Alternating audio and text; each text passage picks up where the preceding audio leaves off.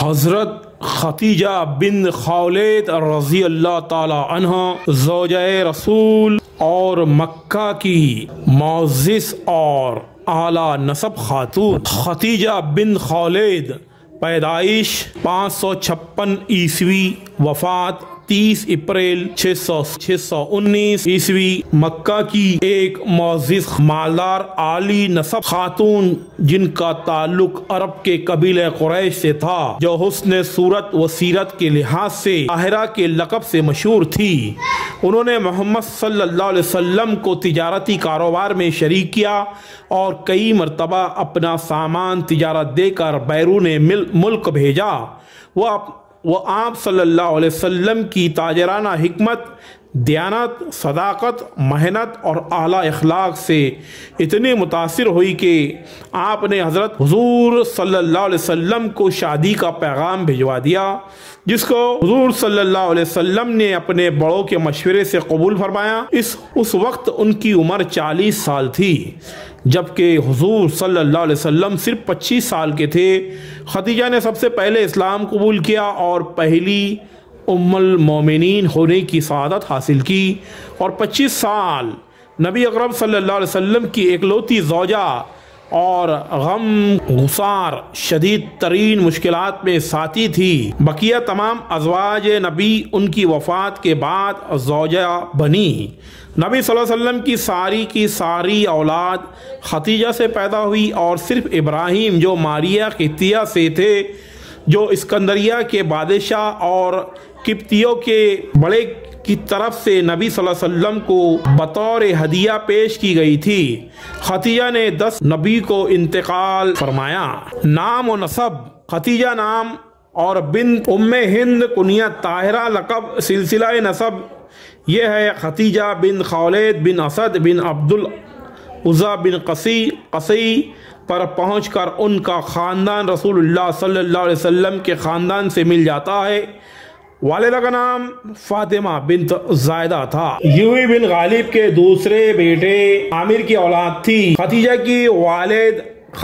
کے والد اپنے قبیلے میں نہایت معزز شخص تھے۔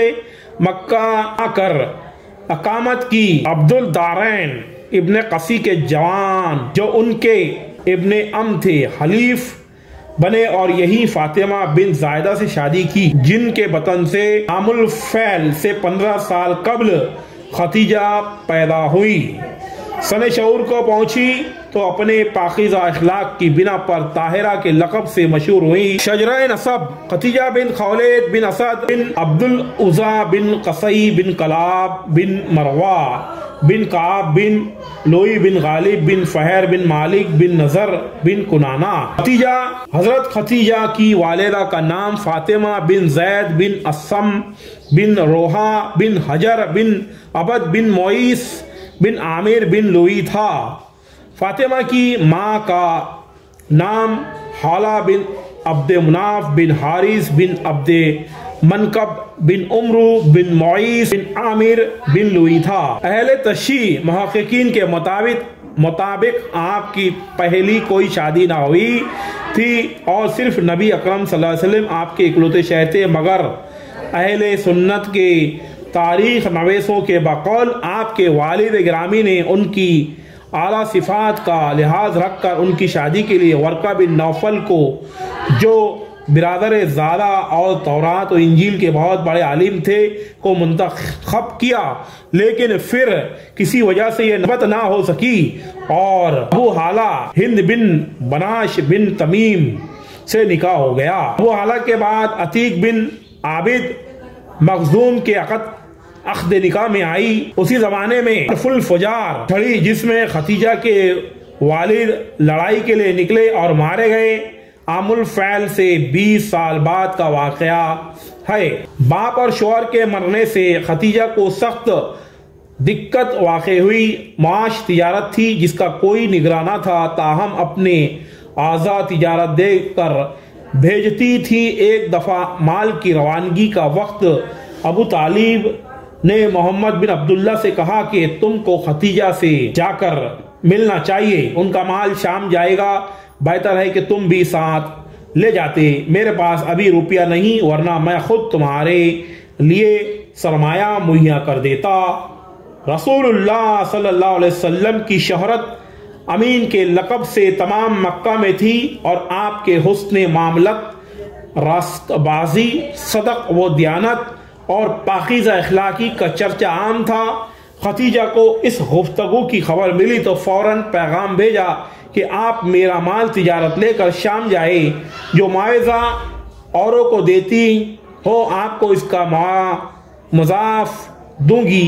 محمد صلی اللہ علیہ وسلم نے قبول فرما لیا اور مال تجارت لے کر میسرہ غلام خدیجہ کے ہمراہ بصرہ تشریف لے گئے۔ سال کا نفع سال ہائے گزشتہ کے نفع سے مضاعف تھا۔ خدیجہ کی دولت و ثروت اور شریفانہ اخلاق نے تمام قریش کو اپنا گرویدہ بنا لیا تھا، اور ہر شخص ان سے نکاح کا تھا، لیکن کارکنان قضا و قدر کی نگاہ انتخاب کسی اور پر پڑ چکی تھی۔ محمد صلی اللہ علیہ وسلم مال تجارت لے کر شام سے واپس آئے تو خدیجہ نے شادی کا پیغام بھیجا۔ نفیسہ بنت معینہ یالا بن امیہ کی ہمشیرہ اس خدمت پر مقرر ہوئی۔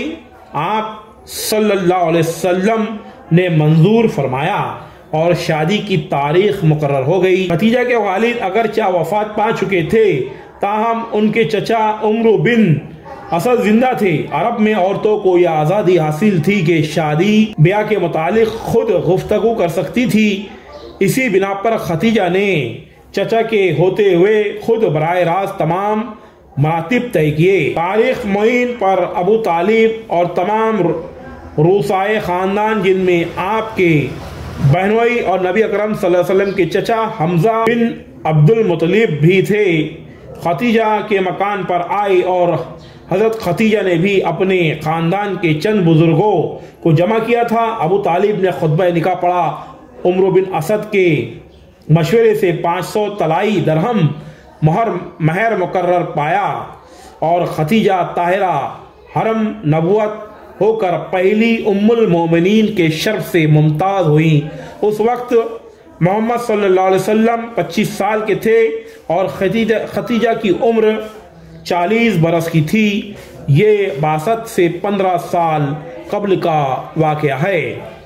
آپ 25 سال اکلوتی حرم نبی تھی۔ ہجرت کے 15 برس کے بعد جب محمد صلی اللہ علیہ وسلم پیغمبر ہوئے اور فرائض نبوت کو ادا کرنا چاہا تو سب سے پہلے خدیجہ کو یہ پیغام سنایا۔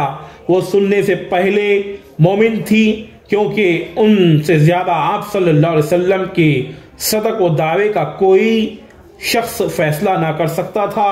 صحیح بخاری باب البدوہی میں یہ واقعہ تفصیل کے ساتھ مذکور ہے، اور یہ ہے عائشہ کہتی ہیں کہ رسول اللہ صلی اللہ علیہ وسلم پر وحی کی ابتدا رویائے صادقہ سے ہوئی۔ آپ جو کچھ خواب میں دیکھتے تھے سپیدہ صبح کی طرح نمودار ہو جاتا تھا۔ اس کے بعد آپ صلی اللہ علیہ وسلم خلوت غزی ہو گئے، چنانچہ کھانے پینے کا سامان لے کر غار ہرا تشریف لے جاتے اور وہاں طقس یعنی عبادت کرتے تھے۔ جب سامان ہو چکتا تو پھر خدیجہ کے پاس تشریف لاتے اور پھر واپس جا کر مراقبہ میں مصروف ہوتے، یہاں تک کہ ایک دن فرشتہ غائب نظر آیا کہ آپ سے کہہ رہا ہے پڑھ آپ صلی اللہ علیہ وسلم۔ فرشتہ غائب نظر آیا کہ آپ سے کہہ رہا ہے پڑھ آپ صلی اللہ علیہ وسلم نے فرمایا میں پڑھا لکھا نہیں۔ اس نے زور سے دبایا، پھر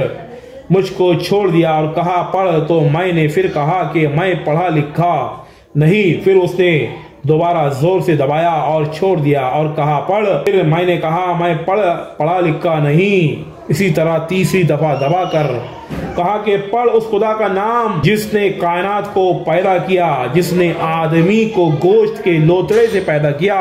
تیرا خدا کریم ہے۔ محمد صلی اللہ علیہ وسلم گھر تشریف لائے تو جلال الہی سے لبریز تھے۔ آپ صلی اللہ علیہ وسلم نے خدیجہ سے کہا مجھ کو کپڑا اڑاؤ۔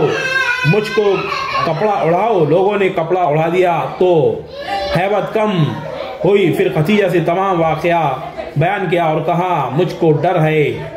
خدیجہ نے کہا آپ صلی اللہ علیہ وسلم متردانہ ہو، خدا آپ کا ساتھ نہ چھوڑے گا، کیونکہ آپ رحمی کرتے ہیں، بے قصوں اور فقیروں کی معاون رہتے ہیں، اور مہمان نوازی اور مصائب میں حق کی حمایت کرتے ہیں۔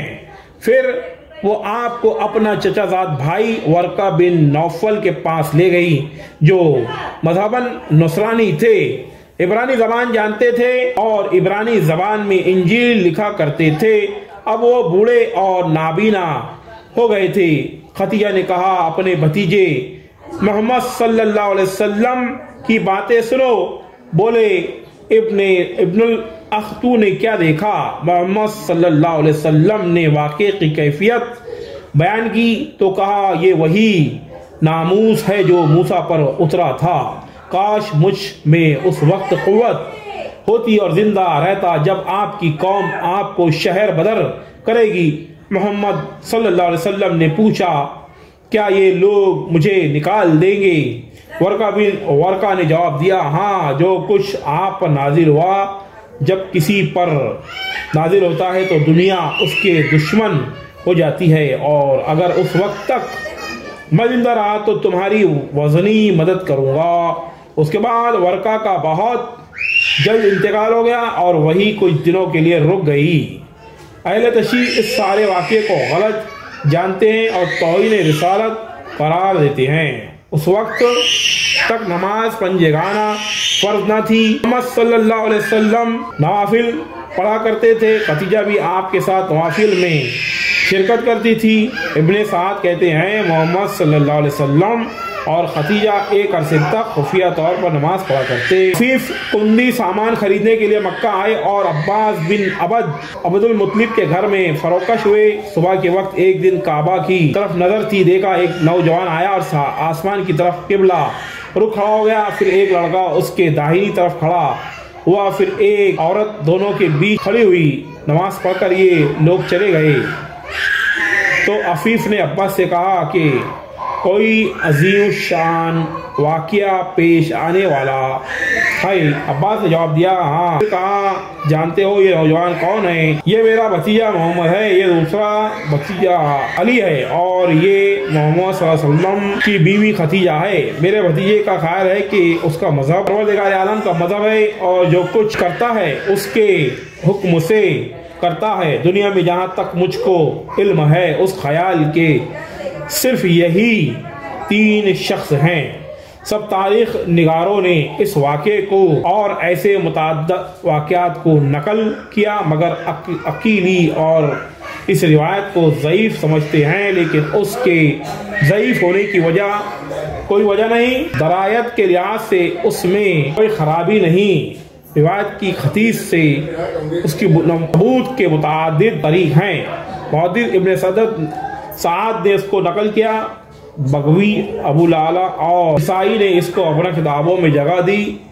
حاکم ابن حسیمہ ابن مندہ اور صاحب غیرانیت نے اس مقبول مانا، اور سب سے بڑھ کر یہ کہ اس کو امام بخاری نے اپنی تاریخ میں جگہ کیا اور اس کو صحیح کہا ہے۔ ناظرین، میں نے آپ کے سامنے حضرت خدیجہ الکبریٰ رضی اللہ تعالیٰ عنہ کی زندگی کے مختصر واقعات بیان کیے۔ مزید معلومات کے لیے آپ ہمارا چینل زبیر نذیر سر کو سبسکرائب کریں، لائک کریں، شیئر کریں۔ میں زبیر نذیر سر ملتا ہوں آپ کو حضرت خدیجہ رضی اللہ تعالیٰ عنہ کے حصہ دوم پارٹ 2 میں۔